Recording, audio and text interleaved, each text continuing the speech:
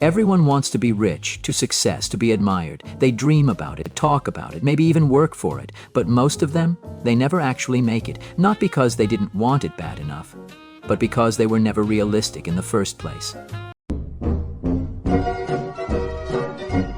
If your goals aren't based on reality, then congrats.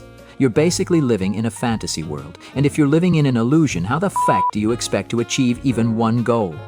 So, let's cut the nonsense. How do you actually start making progress instead of just talking about it? First, be brutally honest about your strengths and weaknesses. Look, not everyone is built for everything. That's just how life works. You might dream of being a genius mathematician, but if numbers have confused you since day one, maybe that's not your path, and that's fine. The problem? Most people set goals based on what they wish they were good at instead of what they're actually capable of. Then, when reality slaps them in the face, they get frustrated and wonder why they're stuck. Like, maybe you weren't meant to be the next Einstein, but maybe you'd kill it as a biologist, a writer, an artist, or something completely different. The trick is knowing the difference between a challenge you can overcome and a wall you'll keep smashing your head against forever. So instead of forcing yourself into something that just isn't you, figure out what is and go all in on that.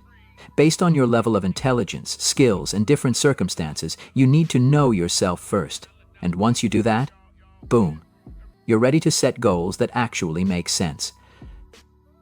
Second, focus on small, realistic wins.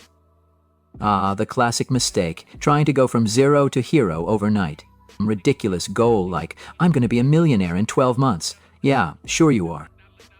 Here's the deal. Big goals are great, but if you don't break them down into small, achievable steps, they'll crush you.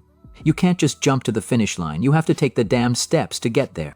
Instead of, I'll be rich, start with, I'll make an extra $100 this month. Small wins add up, and before you know it, you're actually making progress instead of just daydreaming about it.